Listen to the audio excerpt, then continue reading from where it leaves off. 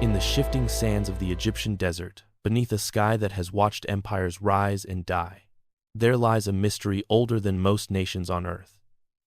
An unsolved disappearance that has haunted historians, archaeologists, and explorers for more than 24 centuries.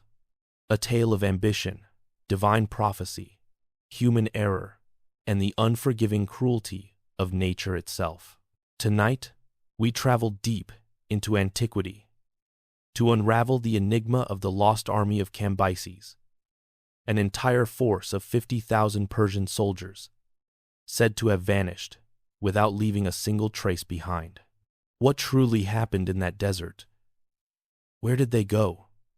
And why, after more than 2 millennia, are we still searching?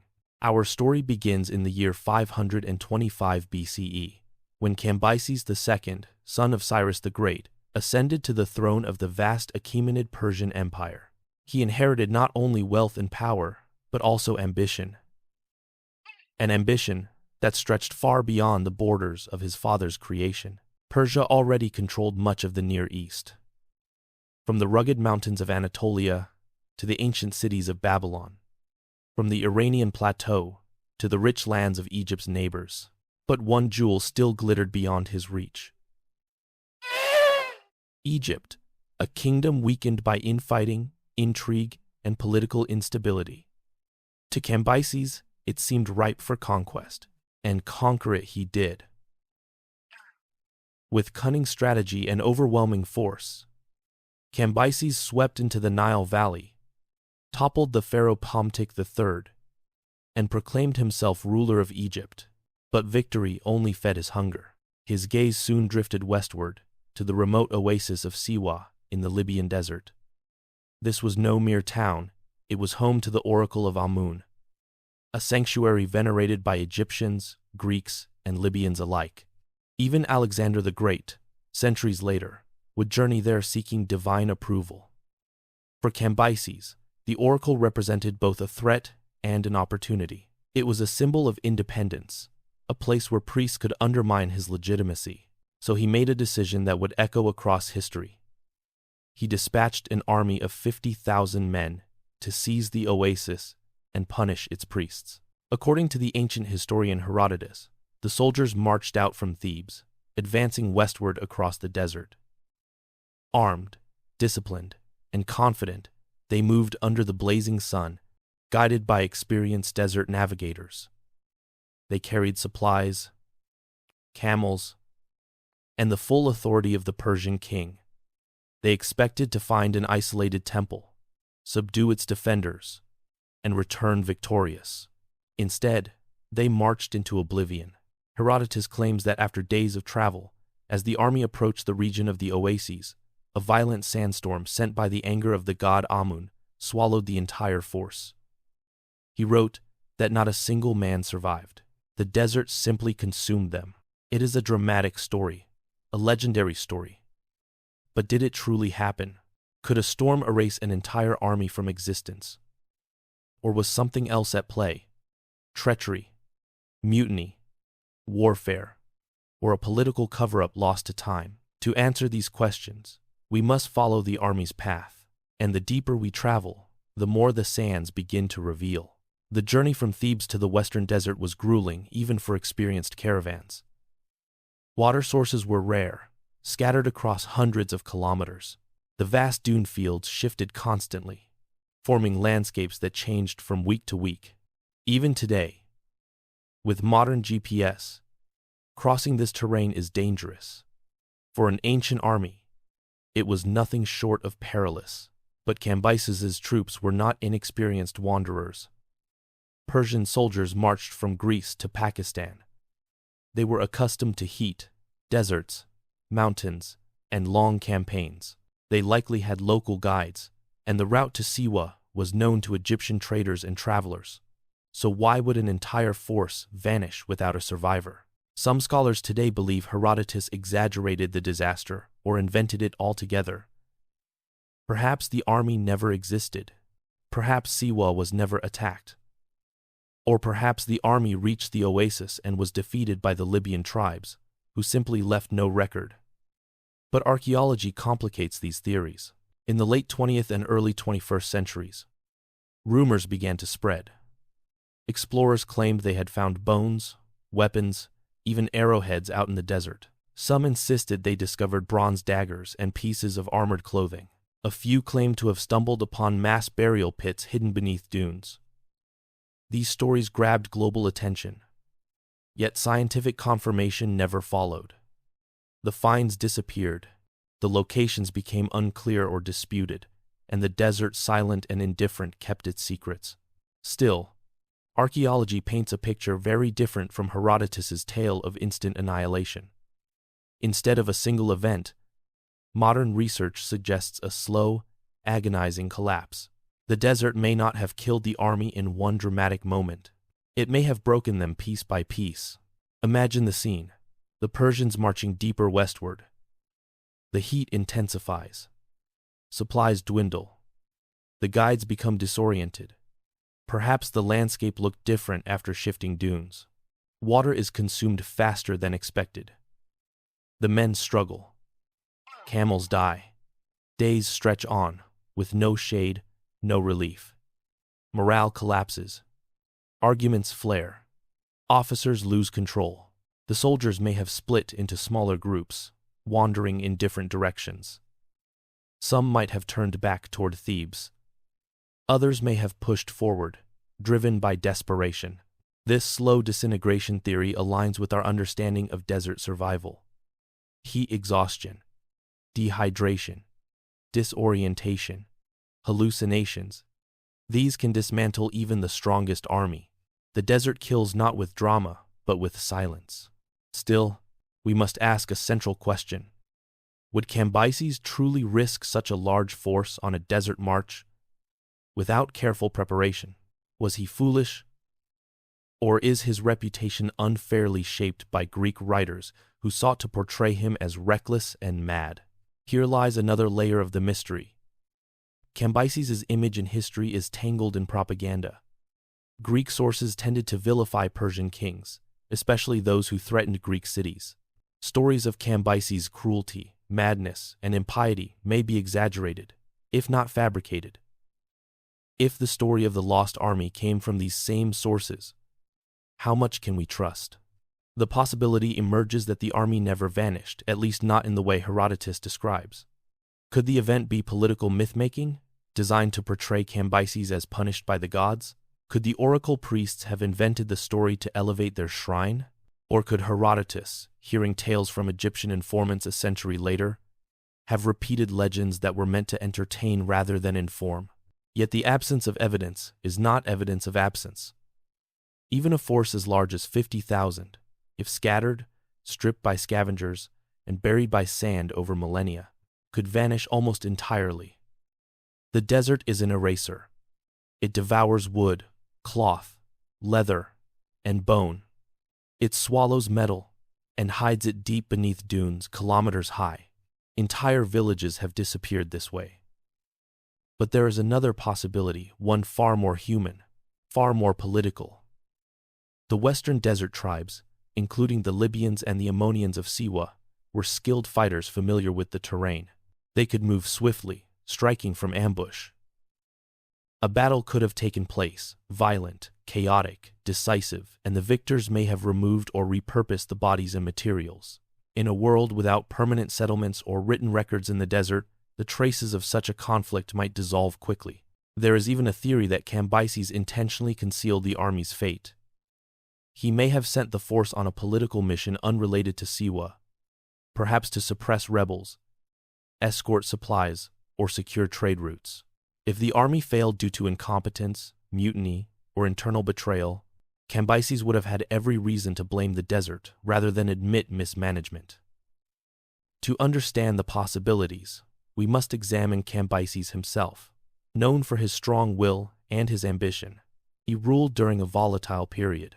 His empire stretched across continents, and maintaining control required constant campaigns. The Egyptian conquest was only the beginning.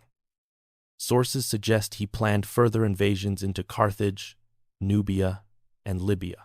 An assault on the Siwa oasis would have served diplomatic, political, and religious purposes. It would have legitimized his authority and eliminated a rival source of spiritual influence. But Cambyses' reign was also marked by internal turmoil, rebellion, and perhaps even madness.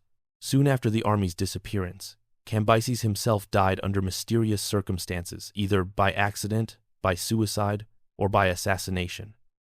His empire fell into temporary chaos. Could the army's loss have contributed to that instability? Could it have weakened his legitimacy or undermined his rule? It is possible. Losing such a large force would have been a devastating blow. It would have emboldened enemies, shaken allies, and inspired rebellion. Yet, even with all these political considerations, the landscape remains the greatest threat. The Sahara is not simply hot or barren. It is alive, shifting, unpredictable. Winds can bury campsites overnight. Sand can move boulders. Dunes can swallow buildings. Even today, satellites have difficulty mapping its terrain due to constant change. An ancient army marching into such an environment faced dangers even greater than any human enemy. As we move through our story, let us picture the march, casting harsh light over the dunes. Thousands of soldiers struggle forward, sweat pouring, armor scorching to the touch. Camels groan under heavy loads. Officers call out commands. But the wind carries their voices away. Every footstep sinks into sand, doubling the effort required. Men begin to lag behind. Some collapse. Others help their comrades. But only for a while. Self-preservation soon becomes priority. The desert punishes compassion. By midday, mirages shimmer on the horizon. Pools of water appear and vanish. Shadows distort perception. The men lose their sense of direction. Their guides argue over landmarks that no longer exist. They close their eyes, cover their mouths, but the desert infiltrates everything. Shields offer no protection. Horses panic. Camels break ranks. The army fractures. Control is lost. Night brings no relief. The temperature plummets. Men shiver uncontrollably. Their lips crack. Their water skins are nearly empty. Some attempt to drink sand-filtered dew, but it is not enough. Fires cannot be lit. Officers whisper prayers. Soldiers beg their gods for mercy. The desert listens, but does not care. This is how armies die, not all at once, but in stages. The next day, fewer stand. They continue onward, convinced that the oasis must be near, just beyond the next dune. But the desert plays tricks. What looks like a ridge becomes an endless slope. What seems like a path dissolves into shifting drifts. Days stretch into weeks. The slow, agonizing collapse becomes inevitable.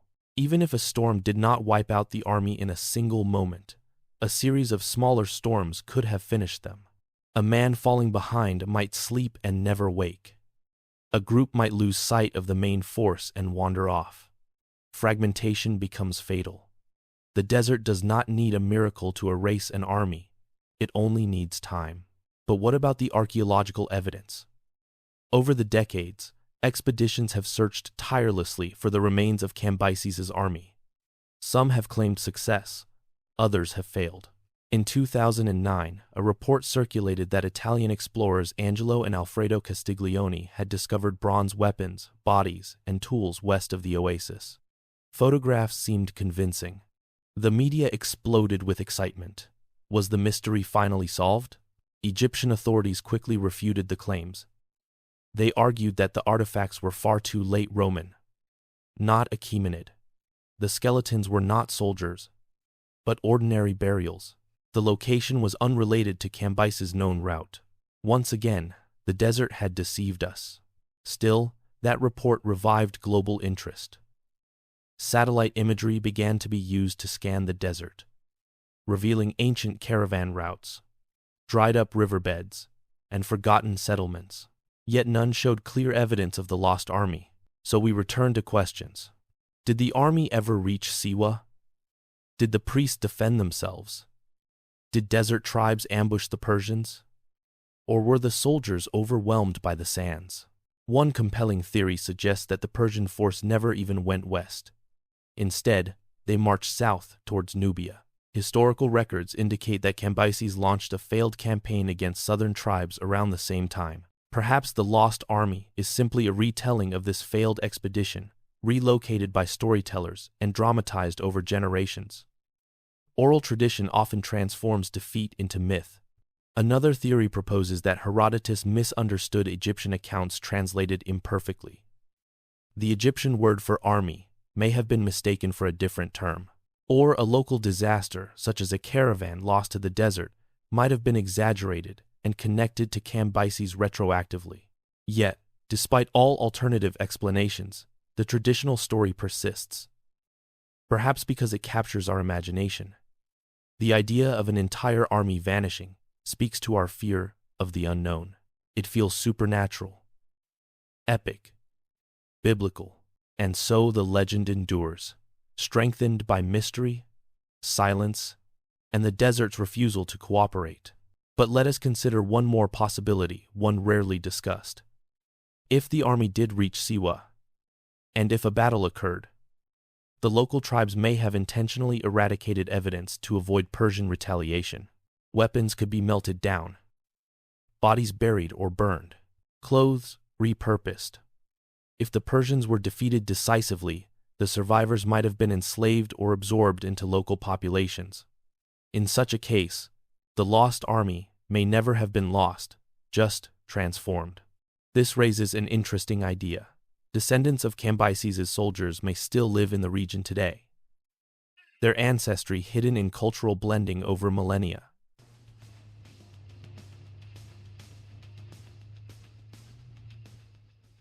And then, languages change, identities shift, and memories fade. As we journey deeper into this story, we must confront the reality that ancient history is rarely clear. Records are incomplete, biased, or lost. Archaeology gives us fragments. Myths fill the gaps. The truth lies somewhere between. Cambyses himself remains an enigma. Some portray him as a tyrant, others as a capable ruler undone by circumstance. His death only deepened the mystery. While returning from Egypt, he sustained a fatal wound, either from his own sword or from an assassin's blade. With his passing, Persia plunged into civil war. Whoever succeeded him may have had little interest in recovering or investigating the fate of the lost army. The disappearance became just one tragedy among many during a chaotic era. For centuries afterward, travelers reported seeing strange shapes in the desert. Some claimed they found weathered bones. Others swore they saw bronze gleaming beneath the sand. These accounts fed legends, inspiring explorers to seek the truth. But none succeeded. The desert kept its secrets. So where does this leave us? After more than 2,000 years, what can we truly say? We can say that an army was sent west from Egypt, either by Cambyses or by later storytellers. We can say that the desert is fully capable of erasing tens of thousands of people. We can say that archaeology has not yet solved the mystery, but neither has it disproven it. We can say that Herodotus, our main source, was not always reliable. And we can say that human history is full of mysteries that resist clarity. The lost army of Cambyses remains one of these, a story suspended between myth and reality, between the words of ancient historians and the silence of the desert, a puzzle missing too many pieces. Yet perhaps that is why the story endures, because the desert has not answered us, because we continue to search, because mysteries remind us that the past is not a closed book but a landscape of endless discovery. Picture the final days of the march, whatever form they took. Men collapsing from thirst, officers shouting feudal orders, sand swallowing footprints as soon as they are made, a sky indifferent to suffering, the armor of soldiers glinting faintly before disappearing beneath rolling dunes, silence settling over the land once the last cries fade. Only wind remains, only sand drifts, only the memory of what once was. Somewhere beneath those dunes, perhaps, lies truth. Maybe weapons, maybe bones, Maybe the remnants of tents or chariots or sandals. Or maybe nothing at all, because the desert has long since reclaimed everything. The story of the lost army of Cambyses is not simply about disappearance. It is about the limits of human ambition, the fragility of military power, the consequences of arrogance, and the eternal struggle between man and nature. Empires rise, armies march, kings command, but the desert does not care. It has buried more than just Cambyses' army. It has swallowed entire civilizations. And so we end where we began, with a mystery. One that continues to challenge explorers, historians, and dreamers. Will the truth ever surface? Will shifting sands one day reveal the remains of Cambyses' men? Or will the army remain lost forever, preserved only in words, speculation, and legend? For now, the desert remains silent. But perhaps, somewhere beneath that silence, the truth still waits. Yet even as we close one chapter, the desert itself invites one more look, one more question, one more thread to pull. Because the story of Cambyses' lost army does not end with legend alone. To understand why this mystery still captivates the world, we must explore the deeper echoes it left behind. Echoes preserved in forgotten writings, obscure inscriptions, and the imaginations of those who stood closest to the truth. In the centuries following the supposed disappearance, travelers passing through the western desert often recorded strange tales. Greek merchants spoke of distant dunes that sang at night, their low hum carrying across the plains like phantom voices. Bedouin guides claimed they heard the clinking of metal beneath the sand when the wind was strong enough. Some said these were spirits. Others believed they were the restless echoes of men who had wandered too far from the path of life. These stories were dismissed by scholars for generations until modern science revealed that singing dunes are real. Resonant tone when sand slides down their slopes, creating an eerie sound that can resemble distant drums or the march of unseen footsteps. For centuries, travelers could not explain these noises, and myths filled the gaps.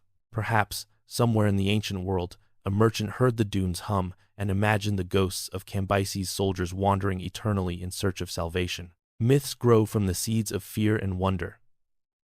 And here, in the vast emptiness of the Sahara, such seeds find fertile ground. But not all the echoes were supernatural. Some were grounded in politics. Decades after Cambyses' death, during the reign of Darius I, the new king sought to stabilize the empire. Administrative records from Persia mention forces sent west which did not return. The documents are fragmented, damaged by time, but they hint at a broader pattern. Multiple expeditions launched into the desert, not just one. Some returned battered and depleted. Others vanished without explanation. This is not surprising. The Sahara is larger than the continental United States. Traversing it, especially with thousands of men, was a gamble, even for the greatest empires. One miscalculation, one dried-up well, one season of shifting winds could be fatal. What makes Cambyses' army unique is not that it disappeared, but that it disappeared so completely. One would expect at least a few survivors. Men who staggered back to Thebes with cracked lips and sunburned faces, speaking of disaster. Officers who returned to report failure, eager to save themselves from royal punishment. Merchants or scouts who saw their bodies from a distance, yet none ever came. Not one. It is this utter absence that fuels the legend. Perhaps the truth lies in the belief that ancient people held sacred, that the desert was alive, a conscious force capable of judgment. To the Egyptians, the western desert known as the Red Land was the realm of Set, the god of chaos. To enter it was to step beyond the world of the living. The line between life and oblivion was drawn not by distance, but by the whims of the desert itself. If Cambyses' army marched into this domain, many Egyptians would have believed the outcome was predetermined. To them, the desert was not merely a landscape, it was the embodiment of divine punishment. Others see the lost army as a lesson in hubris. For millennia, rulers have believed their power could conquer any obstacle. They built towering monuments, carved their names into stone and marched their soldiers into places where no human being was meant to endure. Nature responded without compromise. Even the mightiest empire can falter on soft sand. But mystery is not preserved by legend alone. It is preserved by those who seek answers. In the 19th century, European explorers, armed with compasses, maps, and a powerful sense of curiosity, ventured into the Libyan desert in search of the truth. Men like Gerhard Rolfs, Friedrich Hornemann, and later Laszlo Almasi risked their lives to follow the suspected path of Cambyses' troops. They returned with tales of shimmering heat, of disorientation so profound that they doubted their own memories, of dunes that stretched endlessly until they seemed to touch the sky. Their expeditions revealed just how perilous the journey must have been. Even with proper gear, seasoned guides, and decades of experience, they barely survived. How, then, could 50,000 ancient soldiers have navigated this world successfully? A new idea emerged among these explorers that Cambyses' army may have been misled. Whether intentionally by local guides seeking revenge for the Persian conquest of Egypt, or through the simple complexities of the desert's constantly shifting geography, the army may have been led off course. A single deviation of direction could have taken them hundreds of kilometers away from the intended route, into regions where no water, no shelter, and no rescue awaited. The desert is unforgiving to those who take a wrong step. One explorer, Rolfs, wrote of regions where a man could walk for hours without leaving footprints, as the wind erased them instantly. Such conditions could hide the passage or the death of an army indefinitely. Even a large group would leave little trace if storms followed swiftly behind them. Later, during the 20th century, aerial surveys conducted during wartime efforts revealed unusual patterns in the sand, straight lines, circular depressions, irregular formations that seemed artificial yet ancient. Some believed these patterns were the remnants of forgotten military camps. Others argued they were natural geological formations. The debate continues, even today. But perhaps the most overlooked clue lies not in the desert itself, but in the psychology of the men who marched. Imagine being a soldier in Cambyses' army. You've conquered Egypt. You are confident, victorious, unstoppable. Your king commands you to march west, a direction few troops have ever gone. At first, you obey without question. Then, the landscape changes. The heat intensifies. Supplies run low. Officers grow nervous. The path becomes uncertain. Days turn to weeks. The men begin to doubt. Fear spreads faster than hunger. In such an atmosphere, discipline dissolves. Soldiers may have resisted orders, abandoned their units, or even revolted. Groups could have splintered off, heading in different directions, some north toward the Mediterranean, others south toward Nubia, still others choosing to follow mirages or false hopes. Fragmentation would have been fatal. No army can survive without unity. And so, if the end came, it likely came in waves, some groups perishing in sandstorms, others dying quietly from dehydration, others perhaps attacked by desert tribes, their bodies claimed or buried without ceremony. In this way, an entire army could disappear, not through a single catastrophic event, but through a slow unraveling that scattered remains so far and wide that nothing recognizable survived. This theory explains why no coherent archaeological site has ever been found, because the army did not die in one place. It died everywhere. And yet, even this explanation leaves us unsatisfied. Human beings crave closure. We want a definite answer, a point on the map, a discovery that ends the mystery. But history rarely obeys our desires. Sometimes, the most powerful stories are those that do not end neatly. The lost army of Cambyses remains one of these, a historical ghost lingering just beyond certainty. But the search is far from over. Modern technology, satellite imaging, ground-penetrating radar, and advanced mapping algorithms continues to scan the western desert for anomalies. Every few years, new expeditions are launched. New teams set out from Siwa, optimistic that the sands will reveal their secrets. And although the desert has resisted for millennia, its silence may not last forever. Because the truth is this: somewhere out there, in the vastness of the Sahara, something happened. Something real. Something monumental. Empires do not simply misplace 50,000 men without consequence. The question is not whether Cambyses lost an army. The question is how. And until the desert itself decides to answer, the lost army of Cambyses will remain one of history's greatest enigmas. A reminder that even the strongest kings are powerless against the endless, shifting sands. Yet even as the centuries passed and the world changed, the story refused to fade. Instead, it grew, rippling outward through cultures and languages, like a whispered warning carved into the bones of history. The disappearance of Cambyses' army became a symbol of fate, of divine judgment, of the limits of human ambition. But to truly understand why this single event survived so powerfully in memory, we must look at how it was preserved, transformed, and retold by those who inherited its echoes. Long after Herodotus recorded the tale, Roman authors picked it up, reshaping it to fit their own worldview. To the Romans, the story was not simply about a lost army, but about moral consequence. They believed that Cambyses, in his arrogance, dared challenge a sacred oracle, and so the gods punished him with the erasure of his men. The story appeared in philosophical discussions as an example of hubris punished by nature. In this retelling, the army was less a military force and more a cautionary tale, used to teach senators, generals, and students the dangers of pride. But the deeper into history we travel, the more we see the story mutate from fact to symbol, from symbol to myth. Some wrote that the Persian soldiers wandered into regions populated by jinn, supernatural beings of fire and wind who led them astray. Others believed the desert swallowed them because they disturbed ancient burial grounds. These interpretations reflect the beliefs of their time, projecting spiritual meaning onto physical mystery.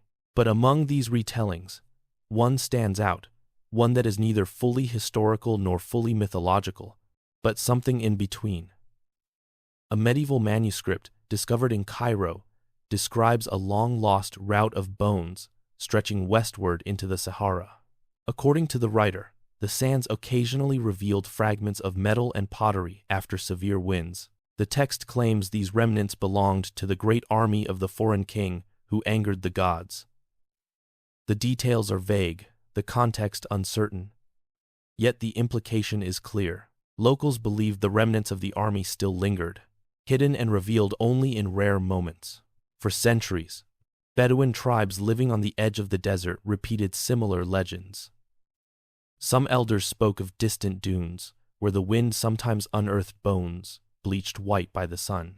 Others described bronze fragments, half buried in sand. These stories cannot be verified, but neither can they be dismissed.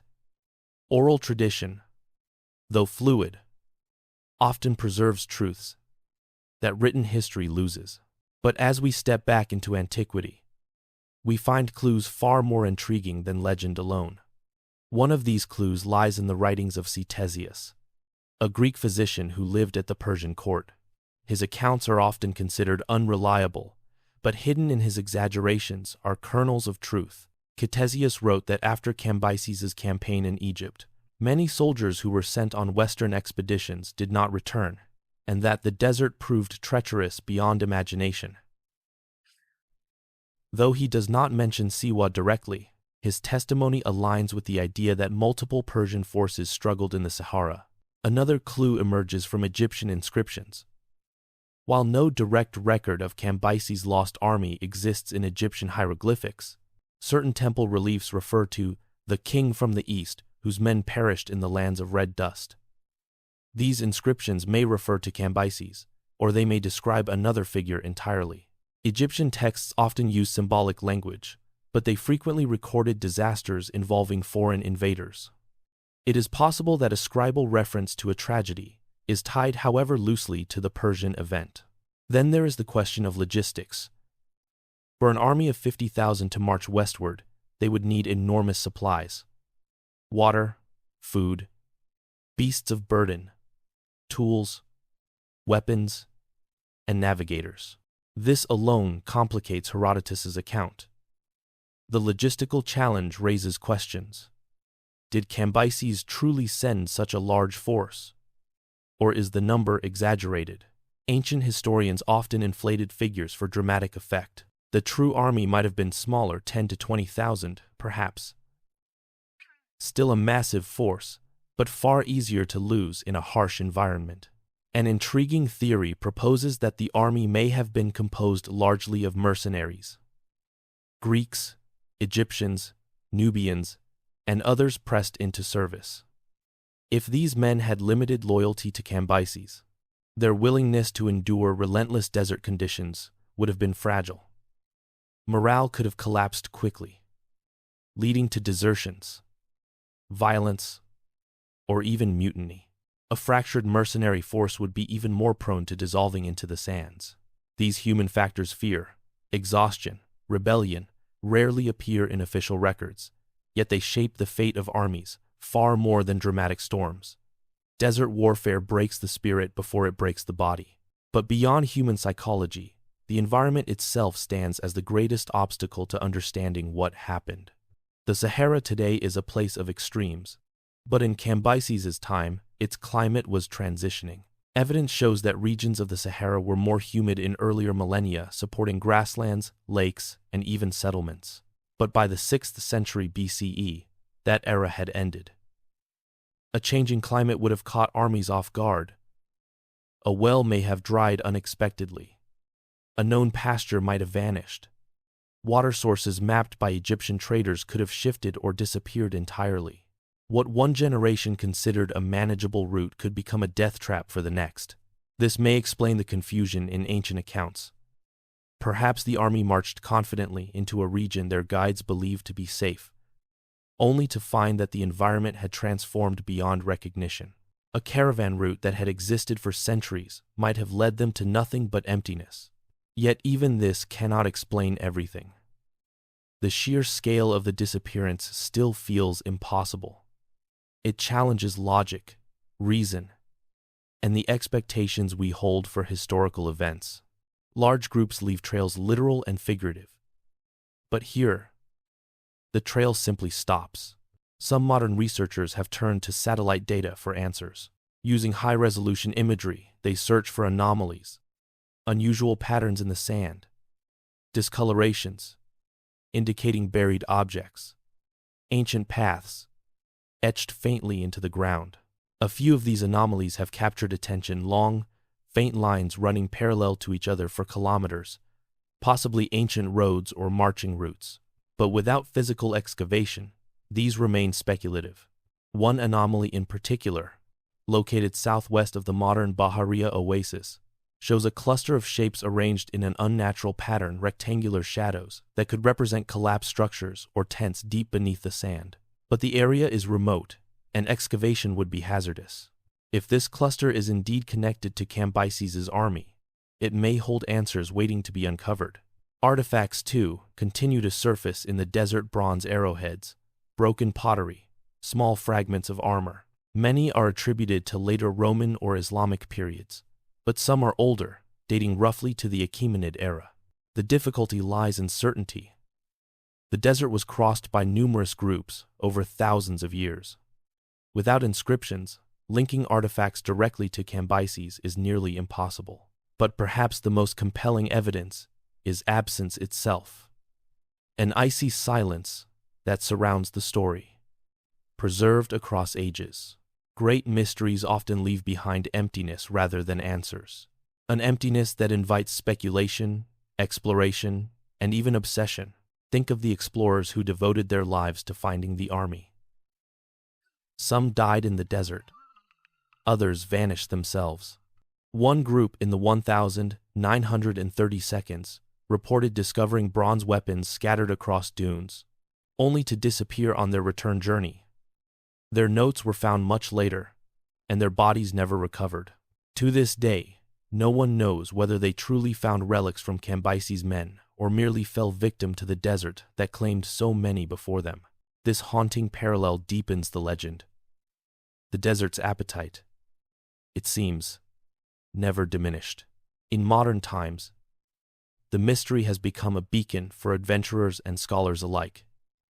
Teams from universities, museums, and research institutions periodically attempt to retrace the army's suspected routes. They carry drones, sensors, and supplies unavailable to ancient soldiers.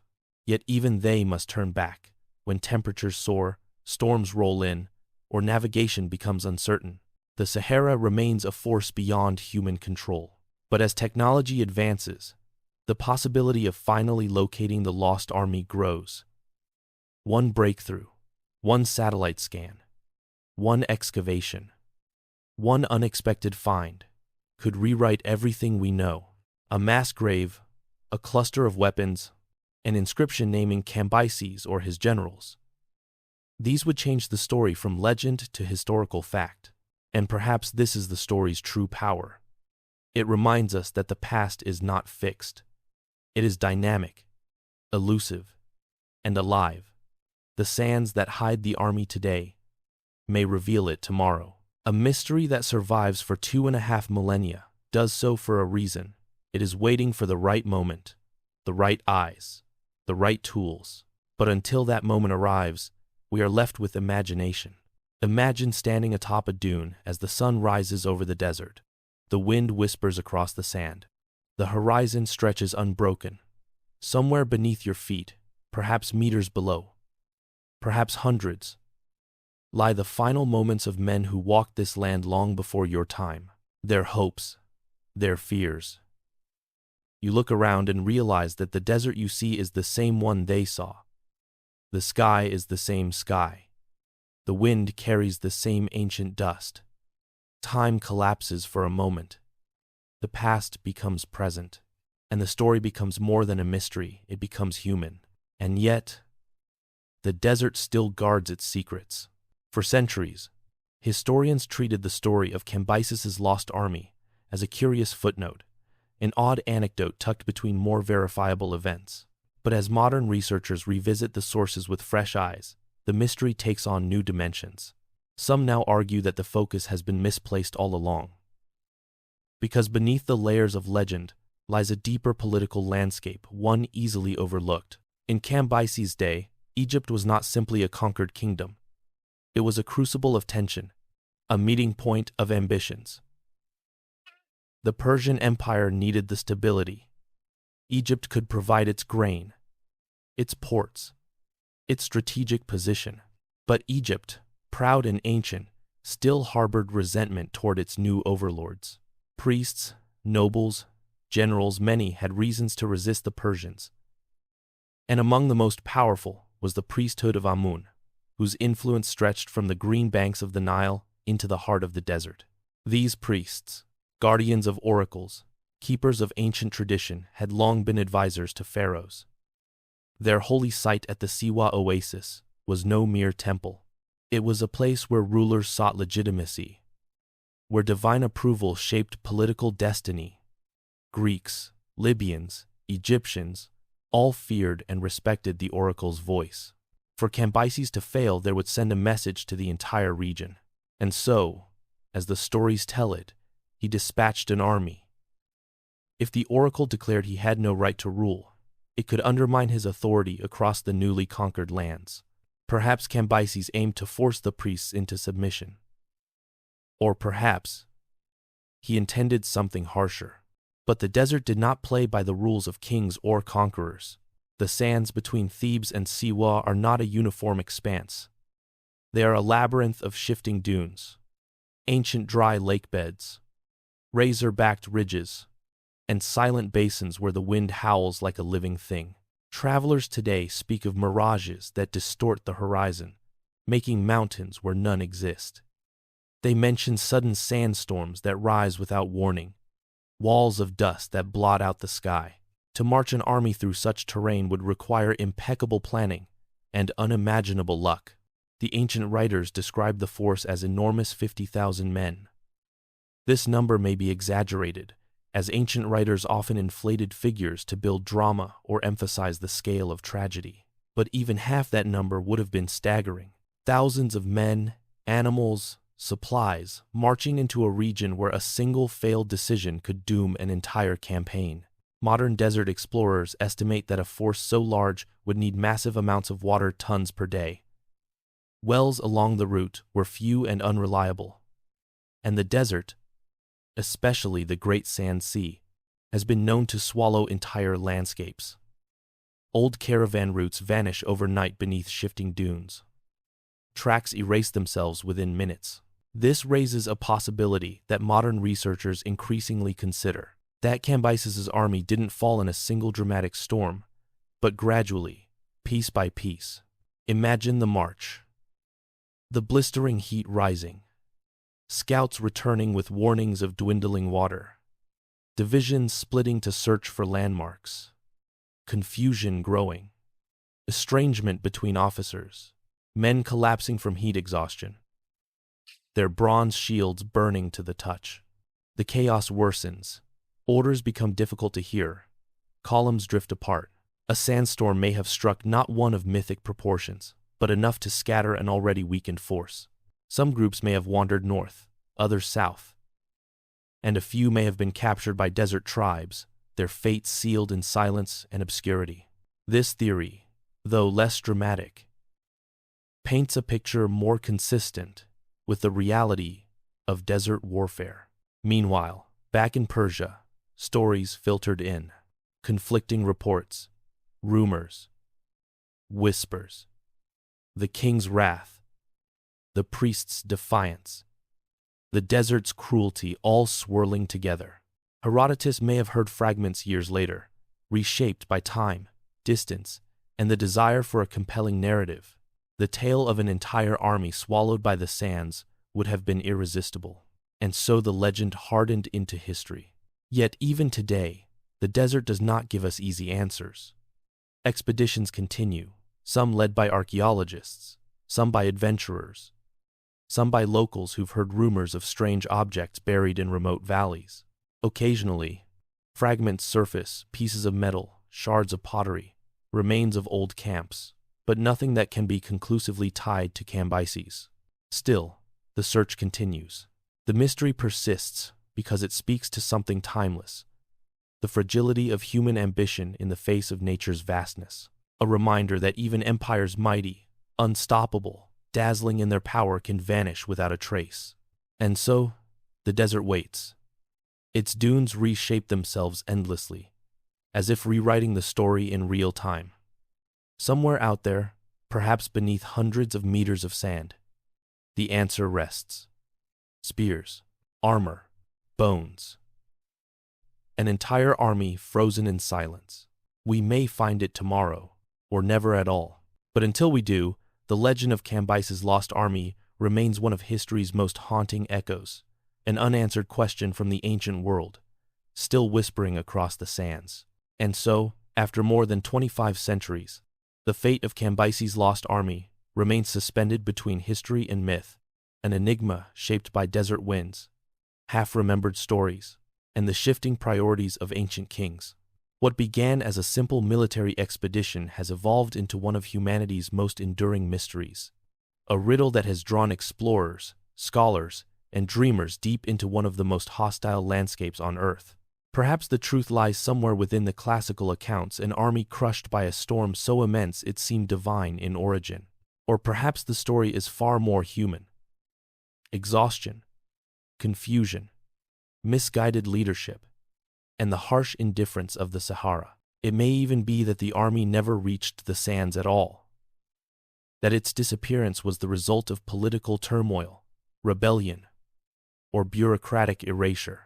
Empires have long buried their failures as quickly as they're dead. And yet, the mystery persists because it reveals something profound about our relationship to the ancient world.